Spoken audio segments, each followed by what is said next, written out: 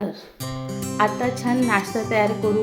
Protein युक्त हा नाश्ता आहे आणि खूप टेस्टी लागते खायला। त्यासाठी 1 वाटी रवा, 1 वाटी दही हे दोन्ही मिश्रण मिक्स करून 10 ते 20 मिनिटं बाजूला ठेवून द्यायचं।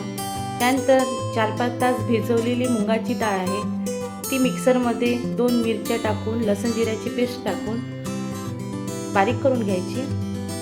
ही डाळ छान अशी फाईन पेस्ट झाली पाहिजे अशा प्रकारे। आणि ते रव्याच्या बॅटरमध्ये ती जी मुगाची डाळ आहे ते मिक्स करून घ्यायची। आता हे दोन्ही मिक्स करून घ्यायचं। तर हळद, मीठ चवीपुरतं,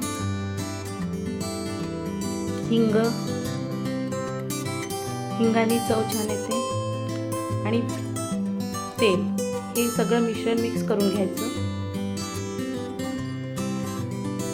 त्यानंतर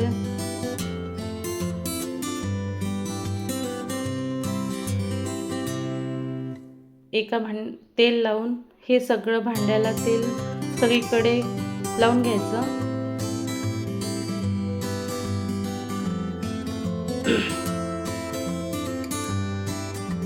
त्यानंतर 1 चम्मच साखर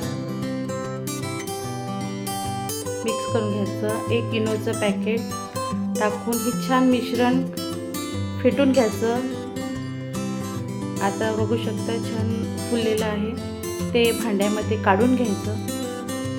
हे सगळं मिश्रण भांड्यामध्ये काढल्यानंतर इकडे मी गॅसवर एक कढई ठेवलेली आहे। हे इडली पात्र आहे, त्यामध्ये एक स्टँड ठेवायचं। स्टँडवर हे भांडं ठेवून थोडं तिखट टाकून हे 20 मिनिट होऊ द्यायचं।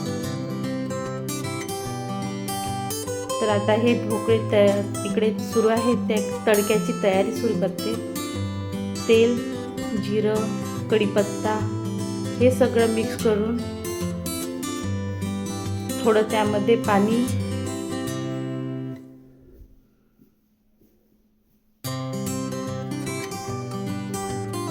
आणि थोडं मीठ, साखर, हळद आता हे छान उकळू द्यायचं। आता हे ढोकळे तयार झालेले आहे।